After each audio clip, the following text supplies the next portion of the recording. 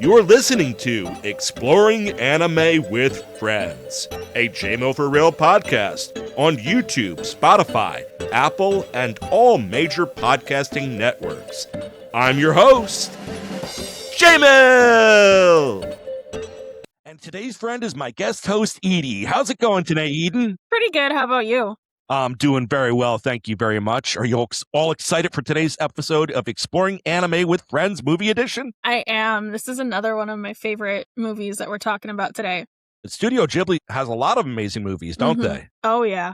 Definitely. There's so many I could suggest for people to watch. All right, yeah. So we will be back into the Ghibli collection today, and today we will be diving into the world of the Secret World of Arrietty, a coming-of-age fantasy released in February 2012. First, we will meet our main character, Arrietty, a borrower or little person in the world of Studio Ghibli. After that, we will meet our second lead. It's not as much of a major lead, but Sean or Sho, based off of whether you're watching this subbed or dubbed, and we'll see his role in the world of Arrietty. After that, we will go into a little bit of what it means to be a borrower, meet a little more of Arrietty's family, and learn the difference in perspective of the world for both her and for Sho.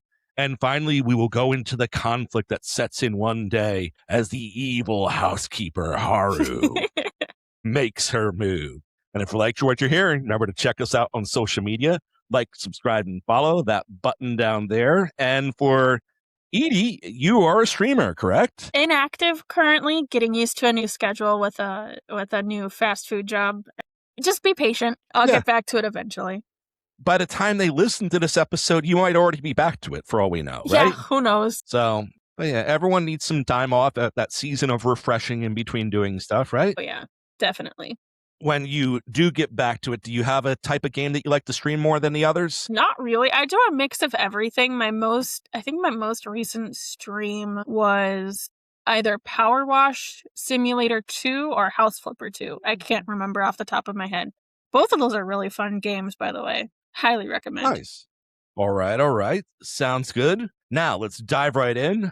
Talk to us a little bit about Arrietty and maybe Borrower as a whole. So, from my understanding, borrowers have always been around for who even knows how long, but they live under our houses. They call us human beings, not human beings. I don't know why, but they do. And they essentially borrow things that we won't miss. For example, in the movie, her father, whose name is Pod, goes out and finds like cubes of sugar, tissue paper, things like that. Little things that we won't really miss. And they use it in their everyday lives. And in real life, they borrow our left sock or our TV remote control. Or the batteries from the remote that just somehow randomly disappear. Yeah, right? After watching this movie, I was so thoroughly convinced that's what happens to all that stuff. Yeah. Okay. Yeah.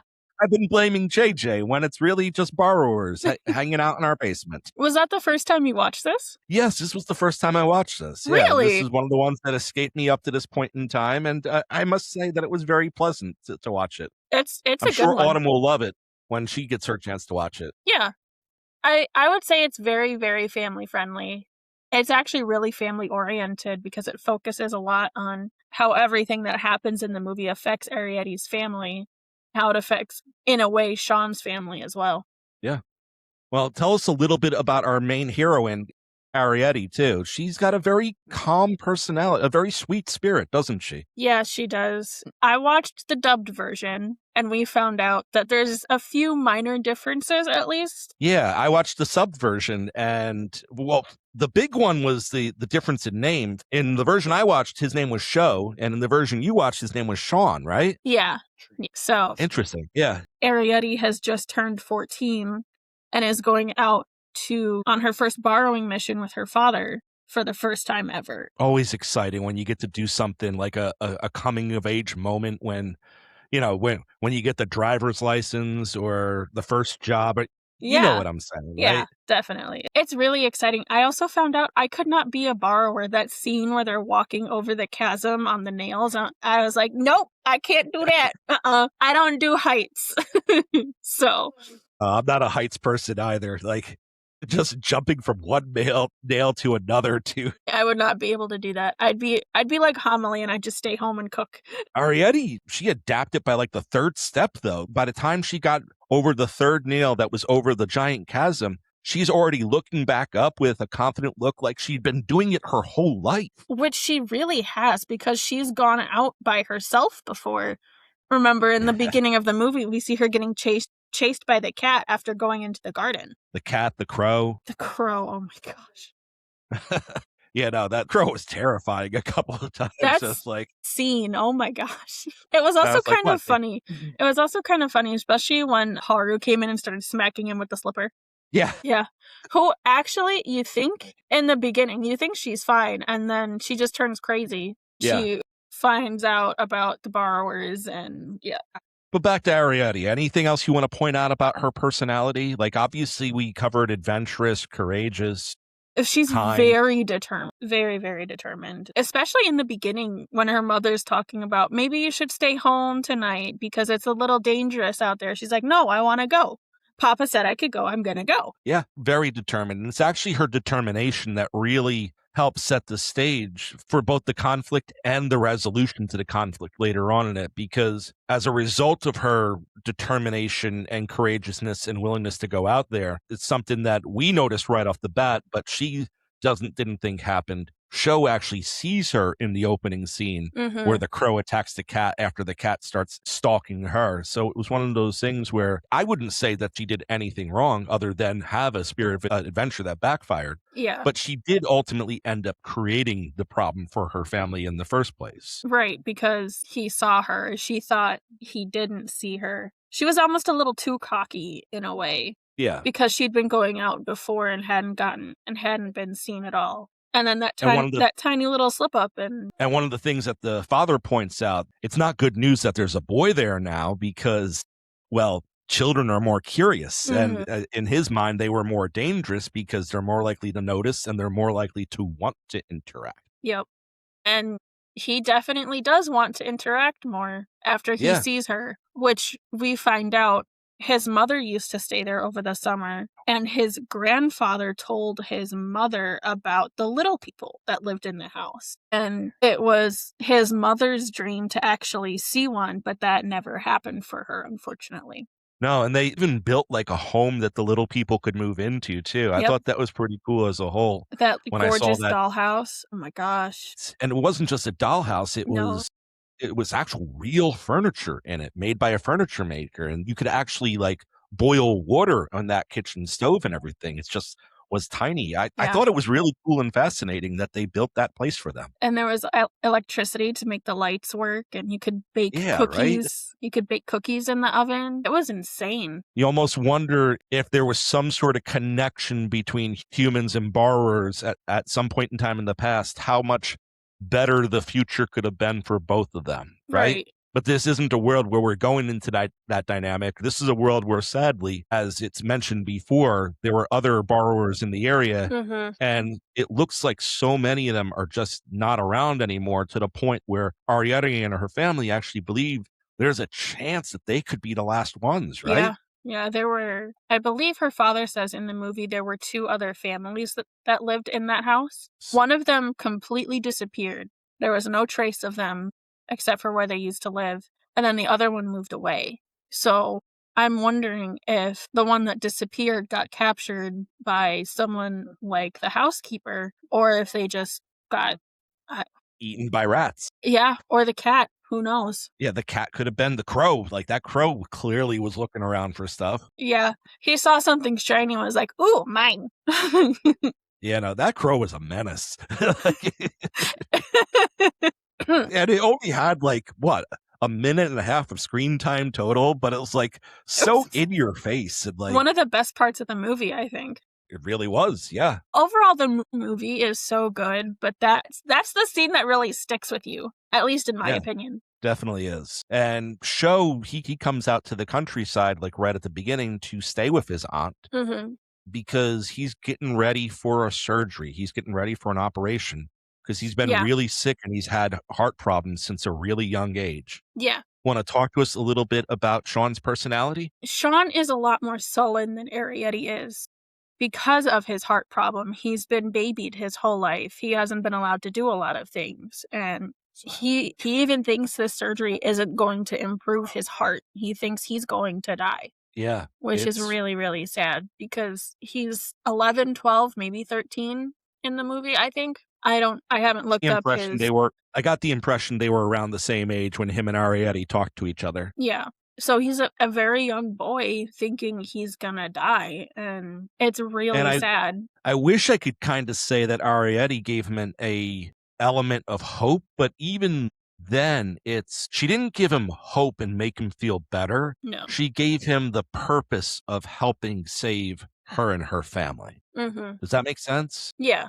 It's one of those things where healing takes many different forms, many different times. And there are some people that are so down and out that nothing can be done to cheer them up. But if you give them someone else to fight for, then that gives them a reason to fight. Yeah. And we definitely see that with John, because he perks up quite a bit when he meets Arrietty, and he even tells her, I want to protect you. Yeah. Yeah, and part of it was one of the times he tried to upgrade their kitchen with the kitchen in there and realized that he made a bigger mess. And I thought that it was adorable and heartbreaking at the same time. It really was. Every single time one of the two of them tried to help each other with something, and they just ended up making it worse for each other. Does that make sense? Yes, it does. I feel like I've done that way. It felt very real, very realistic, because I feel like I've screwed up things by trying to help at times, and I feel like people have screwed things up on me by trying to help at times. Yeah, I've definitely dealt with that before. We didn't even talk about the first time that Sho saw Arrietty. It was during her first mission. They were trying to get the tissues out of the tissue box, and Sho looked right at Arrietty and started to talk to her. Yeah, let's talk about that whole first borrower mission as a whole. But first, remember, if you like what you're hearing, check us out on social media, like, subscribe, and follow. I'm pretty sure you can find this on Amazon Prime right now. I know I personally watched it from our Studio Ghibli collection, but I'm pretty sure you can watch it on Prime. Where did you watch it most recently, Edy? I watched it on HBO. HBO has almost all of the Studio Ghibli movies. That's where I've been watching them. Very cool, very cool. So Prime, Max, or you know what, at this point in time, if you're going to be watching this many Studio Ghibli movies, because obviously this isn't someone's first Studio Ghibli, this is probably their third or fourth, or maybe even farther on, right? Yeah. Just go out and buy the collection at this point in time. Just do it, okay? That's right? What I need to do. I just need to have the collection at home. Yeah, we have one that has everything up to The Boy and the Heron. Nice. I still haven't watched that one yet. I should watch that one. I haven't seen it yet either, so I definitely want to add it to the collection sometime. But back to the borrowers and the first borrow mission that Arrietty and her father go on together. So it starts out relatively easy. Walk through, they're in the walls of the house, right? And there's one point where they use a little spool as an elevator to get from, I think, like maybe the ground floor up to the first or second floor, which that looked like fun. It really did. Me. And what was that adhesive that he used to climb up? Was that duct tape or some kind of double-sided sticky tape, I think. Yeah, it was pretty cool that the way that they used normal everyday household items to be able to navigate it as if you were going on an epic adventure. Yeah, it really is. And then they emerge in one of the cupboards in the kitchen, and they use like little fishing hooks and rope to get down to the floor to run over to where the sugar cubes are, which is one of the things that they were sent by Homily, Arrietty's mother, to get. And we see Pod go down first because how many years has he been borrowing? He knows how to do everything quickly and efficiently.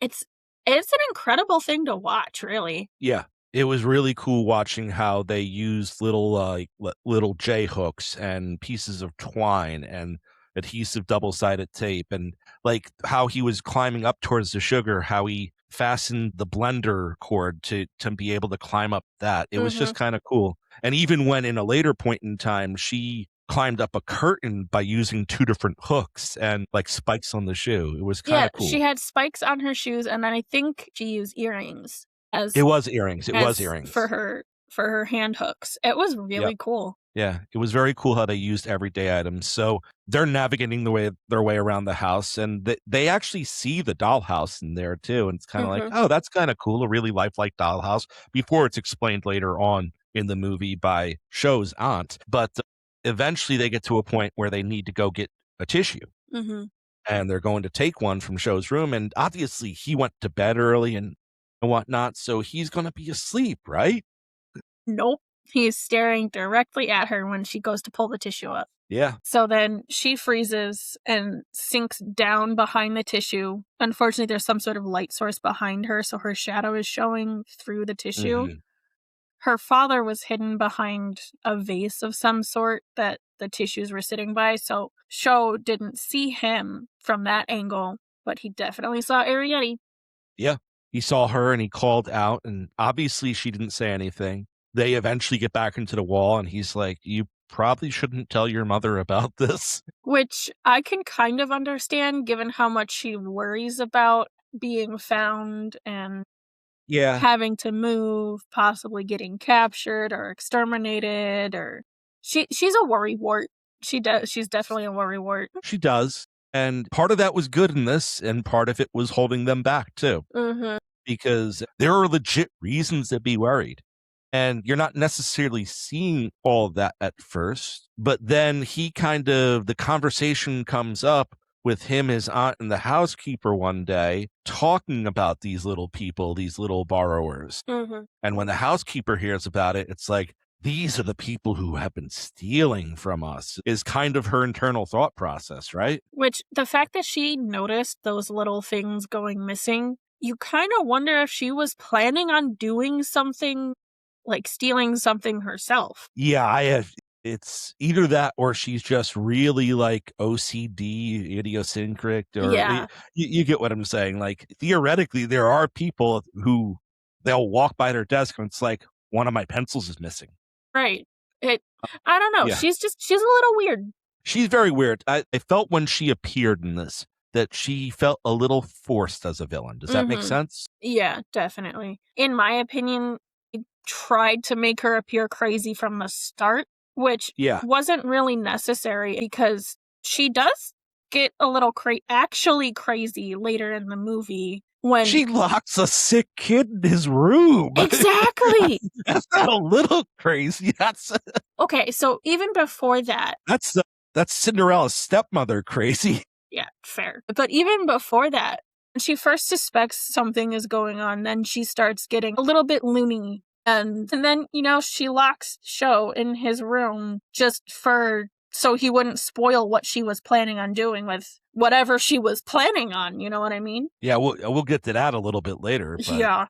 It did feel like a forced villain. Like, honestly, the character that I thought was going to bring the conflict into it all, which, by the way, they didn't have to have a character bring the conflict into it.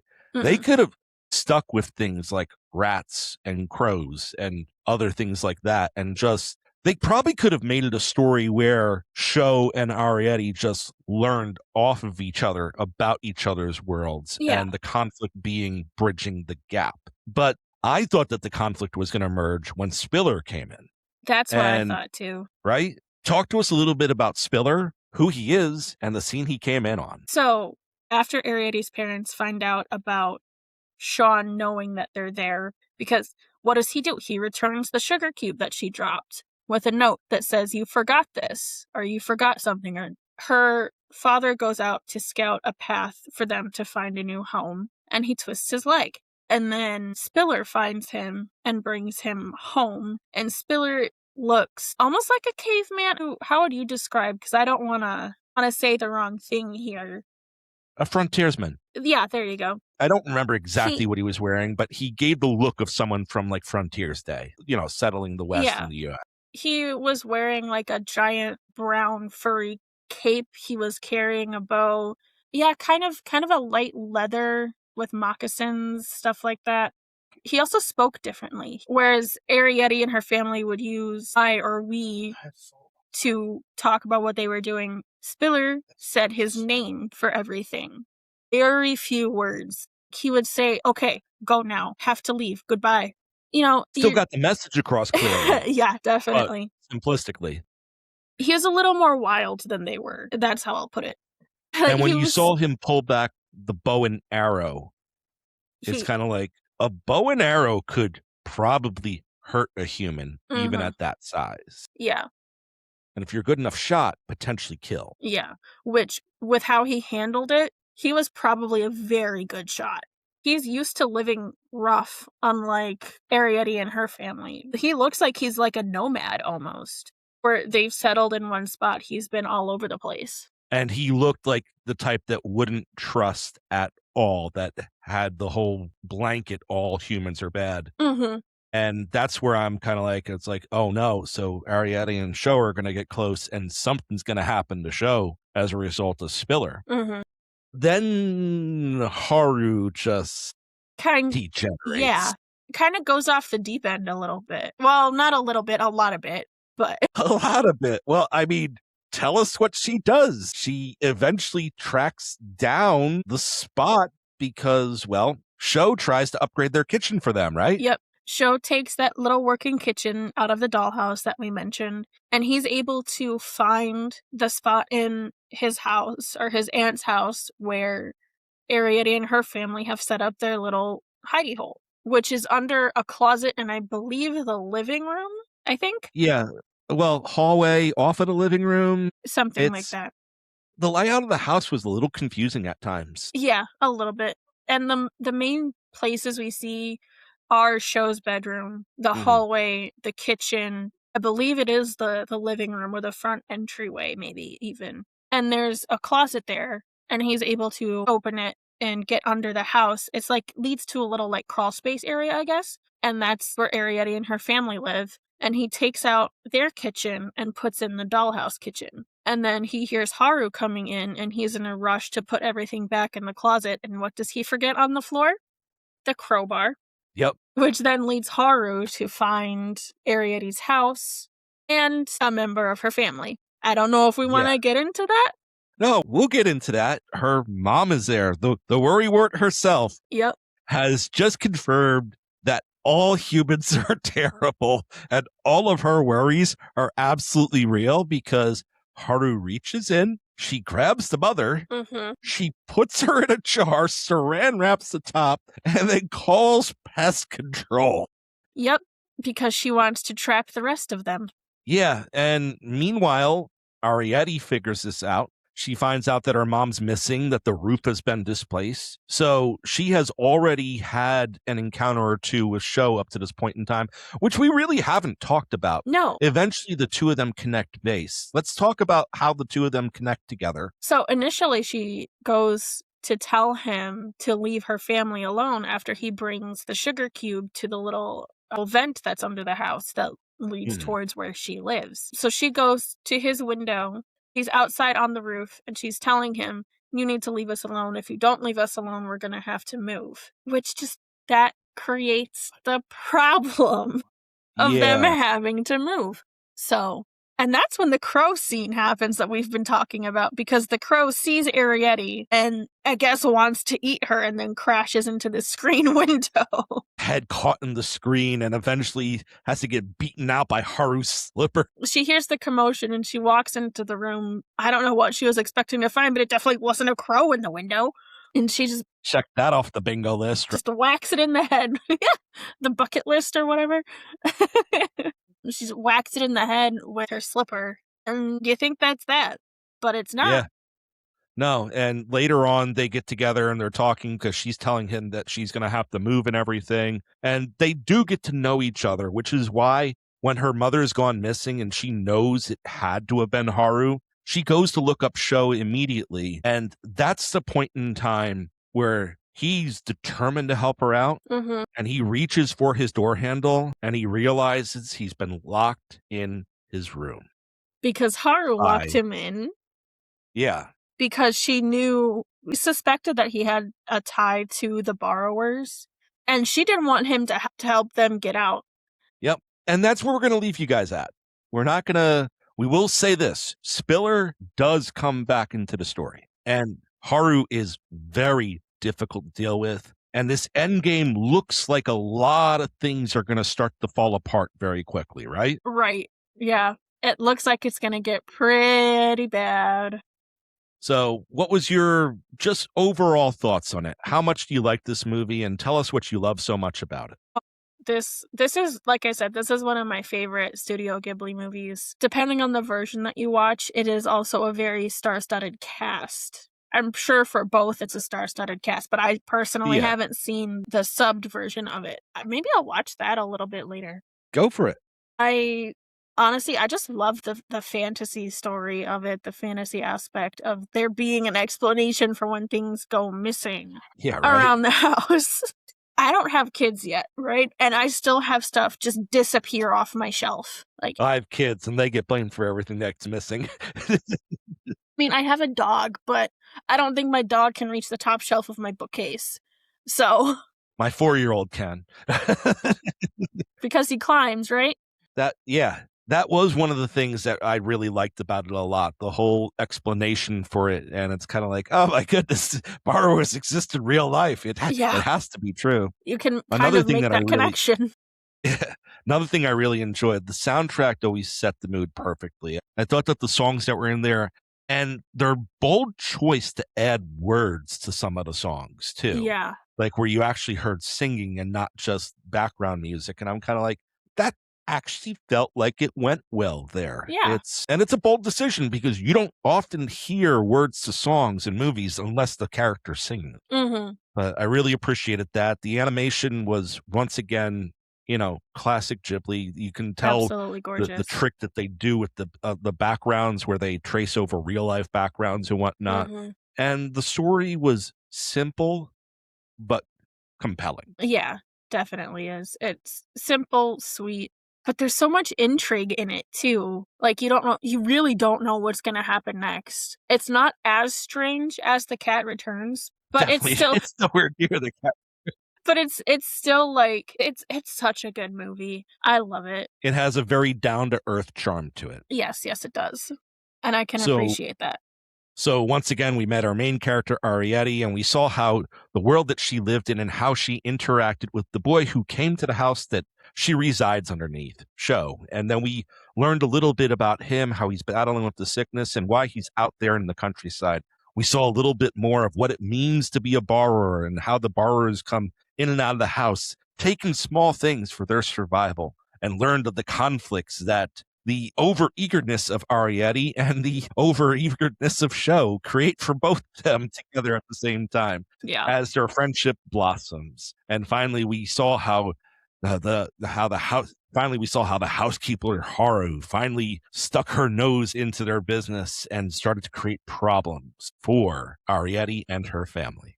We hope you had as much fun exploring the world of the Secret World of Arrietty as we have, and consider watching this anime movie. Bye. So if you like what you heard today, make sure you listen to us on YouTube, Spotify, Apple, or wherever you stream your podcast. Listen to all of our J-Mill for Real podcasts. And hit us up on social media, like, subscribe, and follow. Once again, this was Exploring Anime with Friends. Let's explore together. And now for a word from our sponsors. And today's show was brought to you by Dubby Energy, a modern approach to energy drinks with no sugar, dyes, or fillers added. Dubby Energy, be better.